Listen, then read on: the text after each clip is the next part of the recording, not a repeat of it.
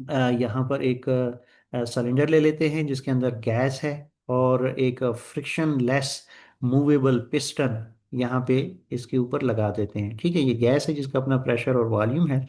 यहाँ पे हम एक मूवेबल पिस्टन लगाने वाले हैं, लगाया हुआ है। ये एक पूरा सिस्टम है हमारे पास। अब क्या होगा, पिस्टन का कोई एरिया होगा, इस पिस्टन का कुछ एरिया होगा ए, ठीक है ना। अच्छा, और उस गैस का भी कुछ प्रेशर होगा पी, ठीक, शुरू में वॉल्यूम भी होगा वी। ठीक है, ये जो है ये आपके पास पिस्टन लगा हुआ है। अब force exerted by the gas on the piston, ये जो गैस है इसके अंदर, सिलेंडर के अंदर, ये इस पिस्टन पर फोर्स लगा रही है, और फोर्स की डायरेक्शन क्या होगी, ऊपर की तरफ होगी। ठीक, तो ऐसे में जो फोर्स है उसका फिर हम मैथमेटिकली कैसे लिखेंगे, force exerted exerted by the gas on the piston, हम लिखेंगे F equals P A, P pressure है, ए एरिया है। ठीक है, अब अगर हम देखेंगे फोर्स लगने से जो वो जो स्मॉल सा चेंज आएगा वॉल्यूम में, वो अगर हम लिखना चाहें तो कैसे लिखें। सपोज करें, जब फोर्स लगेगी तो वॉल्यूम चेंज होगा वी प्लस डेल्टा वी के हिसाब से। यानी कितना यहाँ पे चेंज आएगा, पहले था ये, फॉर एग्जांपल इस पॉइंट को मैं एक्स कह लूँ, तो यहाँ तक जो चेंज आएगा वो डेल्टा एक्स, यानी डेल्टा एक्स का change.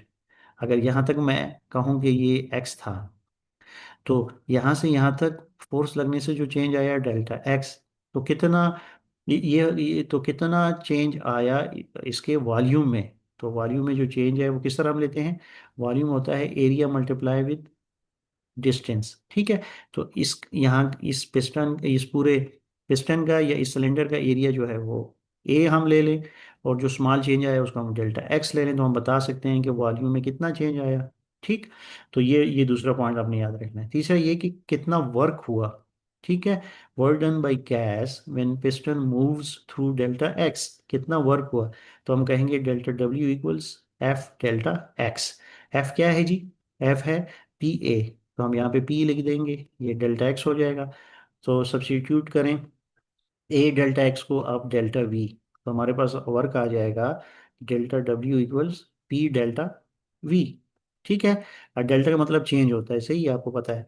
So this is the work done by ideal gas, तो ये आपने याद रखना है। ठीक है, this is for a very small step where pressure is effectively constant that over that step. ठीक, अच्छा, इसको ग्राफिकली हम पीवी डायग्राम में कैसे देखें, तो आप देखें यहाँ पे कि देखें, जब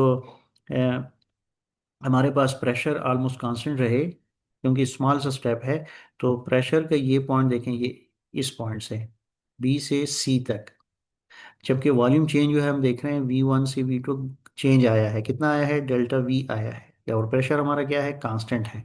ठीक है ना, उसमें हम चेंज ना होने के बराबर ले रहे हैं। तो ऐसी सूरत में इस कर्व का जो एरिया बनेगा, that area will present the work done by the ideal gas. तो work done by the gas equals the area under the PV curve.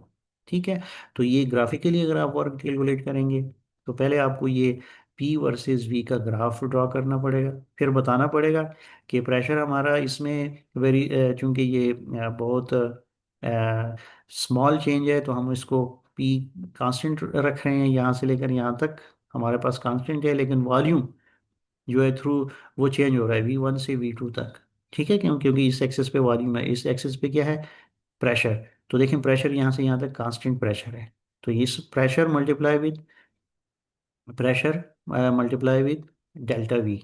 ठीक है, ये बिल्कुल इस तरह से आप कंसीडर करें, वो जो रेक्टेंगल एक बना हुआ है, और रेक्टेंगल का हम एरिया कैसे कैलकुलेट करते हैं, ये जो इसका साइड होता है इस साइड को इस साइड से मल्टीप्लाई कर देते हैं, तो फिर हमारे पास आ जाता है एरिया ऑफ द रेक्टेंगल। तो यहाँ पे ये वाला साइड क्या है, पी है, और ये वाला साइड क्या है, डेल्टा वी है, दोनों को मल्टीप्लाई करें तो एरिया मल्टीपल हमारे पास आ जाएगा P delta we. That is nothing but actually the work done by the ideal gas.